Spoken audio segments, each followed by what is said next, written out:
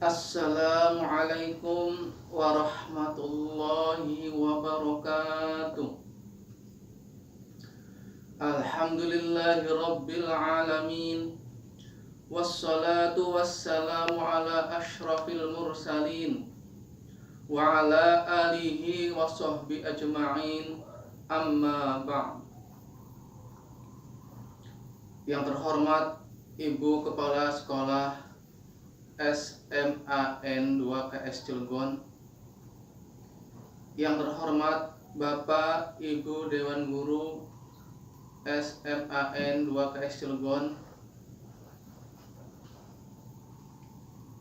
Sivitas Akademika SMAN 2KS Cilegon yang saya hormati, pengurus OSIS beserta panitia MPLS tahun 2021-2022 yang Bapak banggakan, siswa-siswi baru SMAN 2KS Cilegon yang Bapak cintai. Puji syukur kehadirat Allah Subhanahu wa Ta'ala bahwa dengan iradah dan kehendaknya kita semua bisa berkumpul bersama dalam rangka mengikuti kegiatan MPLS untuk siswa-siswi baru SMAN 2KS Cilegon. Salawat beserta salam semoga tercurahkan kepada baginda Nabi Muhammad SAW beserta keluarganya, sahabatnya, para pengikutnya, juga kepada kita semua ila yaumil qiyamah. Siswa-siswi baru SMAN 2KS Cilegon yang Bapak banggakan. Sebelum Bapak menyampaikan materi yang telah diberikan oleh panitia kepada saya, ingin memperkenalkan diri. Nama Bapak yaitu Saifullah, guru mata pelajaran Pendidikan Agama Islam dan Karakter. Siswa-siswi yang Bapak banggakan, patut bersyukur kiranya bahwa kalian menjadi bagian dari keluarga besar SMAN 2KS Cilegon dan mengucapkan selamat datang di gedung SMAN 2KS Cilegon. Untuk itu, marilah kita tingkatkan belajar kita dan raih prestasi setinggi-tingginya. Gunakanlah kesempatan baik ini untuk yang terbaik demi masa depan kalian. Sebelum Bapak memberikan materi, ingin menyampaikan sebuah ayat yang berbunyi, A'udzubillahi minasyaitonirrajim. Bismillahirrahmanirrahim. Wa ma arsalnaka illa rahmatan lil alamin. Bahwasanya Islam datang ke dunia ini yaitu membawa perdamaian dan kedamaian. Islam datang bukan dengan cara kekerasan atau radikal, tetapi penuh kasih sayang dan penuh kedamaian. Sebagaimana kita ketahui bersama bahwa bangsa kita terdiri dari pluralisme agama, suku, budaya, dan bahasa.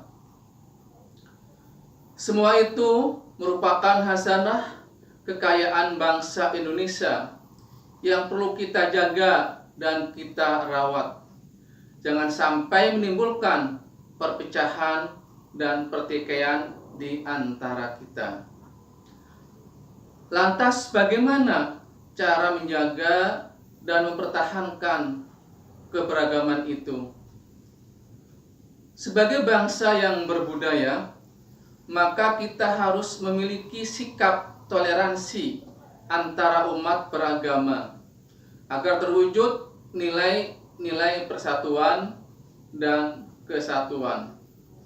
Jangan sampai terjadi pertikaian dan perpecahan yang akan merusak sendi-sendi persatuan dan kesatuan bangsa. Untuk itu, kita harus saling menghargai satu sama lain, menjaga perasaan kita, dan bekerja sama dalam tatanan kehidupan berbangsa dan bernegara. Kebersamaan dan sikap saling menghormati satu sama lain merupakan kunci terwujudnya nilai-nilai persatuan dan kesatuan dalam berbangsa dan bernegara. Apabila terjadi perpecahan dan perselisihan serta saling mendiskreditkan satu sama lain, maka akan berdampak terhadap stabilitas nasional dan keberlangsungan hidup berbangsa dan bernegara. Kehidupan berbangsa dan bernegara akan terganggu sehingga menimbulkan disintegrasi bangsa. Untuk itu perlu sikap toleransi dalam berbangsa dan bernegara. Anak-anakku, siswa-siswi baru SMA N2KS yang Bapak cintai, lantas apa itu toleransi? Secara umum, toleransi berasal dari bahasa Latin yang diambil dari kata tolerar, yang memiliki arti sabar. Sementara menurut KBBI atau Kamus Besar Bahasa Indonesia, toleransi adalah sikap toleran terhadap orang lain yang berbeda pendapat dan berbeda pandangan. Menurut Frederick, sikap yang mengakui bahwa banyaknya agama yang ada di masyarakat sesuatu yang tidak bisa dipungkiri. Dengan demikian, setiap pemeluk agama harus mendapatkan perlakuan yang sama dalam masyarakat. Tidak boleh mengganggu satu sama lain dalam melaksanakan ibadah tersebut. Menurut Mac Isaacs, toleransi adalah sikap saling menghargai tindakan orang lain yang berbeda. Dengan sikap saling menghargai, perdamaian akan tercipta selama tidak ada tindakan yang keluar dari batasan norma-norma di masyarakat. Sedangkan menurut Johan Effendi, toleransi adalah sikap atau perilaku seseorang yang menghargai berbagai macam perbedaan, baik perilaku, agama, maupun budaya. Menurut Purwadarminta, toleransi adalah sebuah sikap yang dimiliki seseorang dalam memperbolehkan adanya suatu perbedaan dari orang lain dengan diri kita, yang meliputi perbedaan pendapat, pandangan, atau keyakinan. Dari beberapa pendapat tersebut dapat disimpulkan bahwa toleransi adalah sikap seseorang yang saling menghargai perbedaan, baik itu mengenai agama atau keyakinan, budaya, perilaku, pendapat, dan perbedaan pandangan.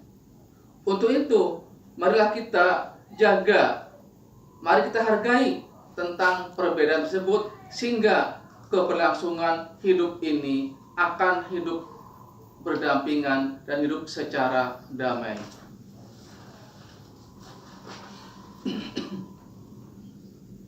Terus apa manfaat dan tujuan toleransi itu sendiri?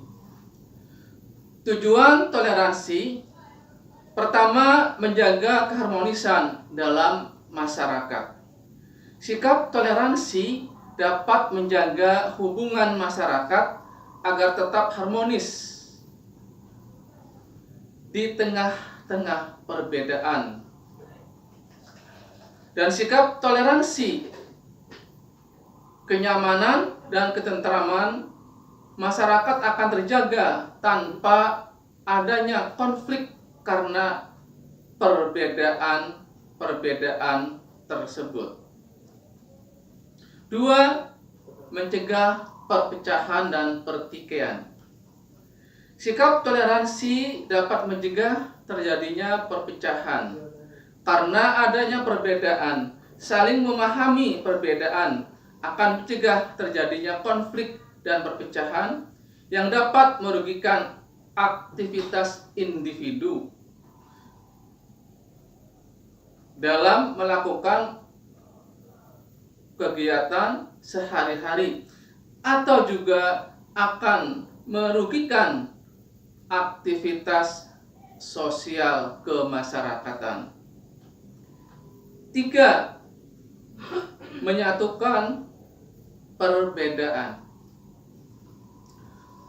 Toleransi diciptakan untuk saling melengkapi dan menyatukan perbedaan, karena perbedaan berpotensi menyebabkan konflik. Untuk itu, marilah jaga perbedaan ini jangan sampai menyebabkan konflik di antara kita sehingga akan mengganggu keberlangsungan hidup berbangsa dan bernegara. 4. Meningkatkan perdamaian. Setiap warga negara wajib memiliki sikap toleransi untuk mencegah terjadinya konflik yang terjadi di masyarakat. Sikap toleransi banyak memberikan manfaat bagi masyarakat maupun individu. Manfaat tersebut diantaranya, pertama, membangun rasa nasionalisme. Kita sebagai warga negara harus mempunyai jiwa nasionalisme, yaitu cinta dan bangga akan tanah air yang kita miliki ini. Kedua, menanamkan rasa persaudaraan. Bagaimana kita antar sesama manusia menjaga persahabatan dan persaudaraan sehingga tidak akan terjadi konflik antara satu sama lain, tidak saling mencaci maki atau saling menjelekkan satu sama lain. Ketiga, menumbuhkan rasa cinta dan kasih sayang, bahwa dengan adanya rasa cinta dan kasih sayang maka hidup akan selalu dampingan dan akan selalu tolong-menolong satu sama lain. Yang ketiga, mengurangi sifat egoisme. Kita ketahui bahwa sikap egoisme akan menimbulkan perpecahan di antara satu dengan yang lainnya. Maka sikap egoisme harus kita buang jauh-jauh demi terwujudnya suatu kehidupan yang baik. 4. Mempermudah proses musyawarah. Adapun ciri dan contoh sikap toleransi dalam kehidupan. Toleransi tumbuh dengan kesadaran bahwa keanekaragaman suku, agama, ras, budaya, dan bahasa terjadi karena sejarah dengan semua faktor yang mempengaruhinya. Dengan keberagaman yang ada, sikap toleransi merupakan sebuah kewajiban sehingga setiap orang bisa hidup secara berdampingan dan perdamaian. Adapun ciri-ciri yang memiliki sikap toleransi antara lain. Pertama, menghormati dan menghargai orang lain. Ketika kita pengen dihargai, maka hargailah orang lain. Jangan pernah menganggap remeh terhadap orang lain. Karena kalau kita menganggap remeh, maka akan terjadi perpecahan. Apapun kedudukan dan jabatan yang dimiliki oleh orang tersebut. Kedua, memberi kebebasan bagi orang lain. Kita tidak boleh mengekang atau mengganggu orang lain dalam melaksanakan aktivitas yang mereka jalani. Karena dengan mengganggu kegiatan yang dilakukan oleh orang lain, ini bisa menimbulkan perpecahan dan pertikaian. Yang ketiga, menghargai pendapat orang lain. Apapun pendapat yang disampaikan oleh teman, oleh siapapun, kita hargai, jangan menganggap itu tidak bermutu ataupun yang lainnya. 4. Tidak memandang perbedaan fisik dan psikis dalam bersosialisasi. Artinya, kita dalam berteman, dalam memilih kawan, siapapun kawan itu, mari kita berteman. Jangan kita pilih kasih dalam berteman dan sebagainya. Kadang-kadang ketika tidak satu level, kadang-kadang kita enggan berteman. Ini yang menyebabkan kita menjadi perpecahan, menjadi konflik ketika kita memilih teman, yaitu pilih-pilih. Untuk itu, siapapun teman, tanpa memandang fisik dan psikis, mari kita hidup berdampingan, kita hidup bersama-sama dalam rangka mewujudkan sebuah perdamaian dan persatuan bangsa kita ini. Contoh sikap toleransi yang bisa diwujudkan dalam kehidupan bermasyarakat, yaitu pertama, toleransi antar umat seagama. Bagaimana di antara umat yang satu agama ini saling menjaga, saling asah, saling asuh, tanpa kita saling menjelekkan satu sama lain. Sehingga dengan saling asah, saling asuh, saling menghargai, saling membantu satu sama lain, maka akan terwujud kehidupan yang baik, kehidupan yang damai, dan sebagainya. Kedua, toleransi antar umat beragama. Kita ketahui bahwa bangsa kita ini terdiri dari berbagai macam agama. Untuk itu, di antara umat beragama ini, bagaimana saling menghargai satu sama lain, tidak saling menjelek-jelekan, tidak saling mendiskreditkan satu sama lain. 3. Toleransi antar umat beragama dengan pemerintah. Bagaimana kita sebagai umat beragama duduk bersama dengan pemerintah dalam rangka mewujudkan cita-cita pembangunan, karena butuh bantuan dari kita sebagai bangsa Indonesia ini.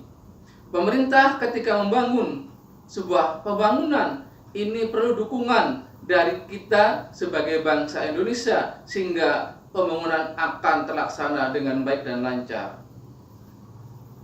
Yang ketiga, toleransi dalam berpolitik.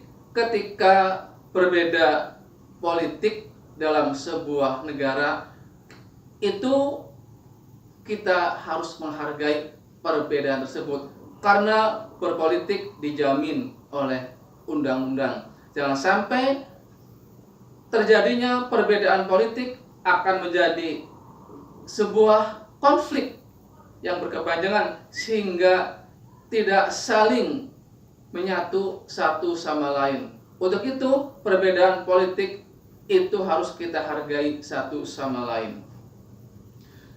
Terus, toleransi dalam lingkungan keluarga. Bagaimana kita dalam keluarga ini saling mengasihi, saling memberikan support satu sama lain. Kadang-kadang dalam keluarga gara-gara sepele akhirnya menjadi konflik berkepanjangan. Kita yang tua bagaimana bisa mengasihi yang lebih kecil, dan yang kecil bagaimana bisa menghargai yang lebih tua. Insya Allah akan terjadi kehidupan yang sehat ketika itu kita laksanakan. Berikutnya, toleransi dalam lingkungan sekolah, dan yang terakhir toleransi dalam budaya. Kita ketahui bahwa banyak budaya yang ada di Indonesia. Perbedaan budaya itu marilah kita junjung tinggi, karena itu merupakan hasanah dan kekayaan bagi bangsa Indonesia, sehingga menjadi sebuah kekayaan yang harus kita pertahankan.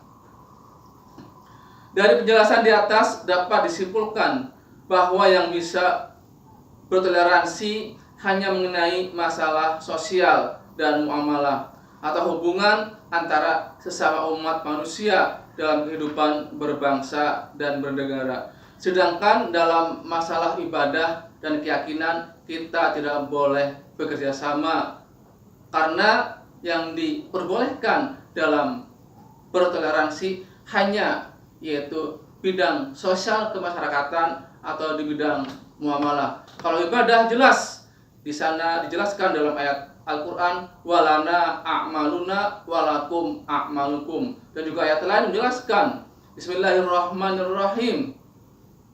Dalam ayat tersebut dijelaskan bahwa ketika kita beribadah maka jangan sampai dicampur adukan dengan agama yang berbeda. Cukup kita saling menghargai, saling menghormati ketika ada teman yang melaksanakan kegiatan ibadah tersebut. Demikianlah materi toleransi yang Bapak sampaikan. Semoga bermanfaat bagi kita semua, serta bisa melaksanakan dalam kehidupan kita sehari-hari. Wallahul muwaffiq ila aqwamit thoriq. Wassalamualaikum warahmatullahi wabarakatuh.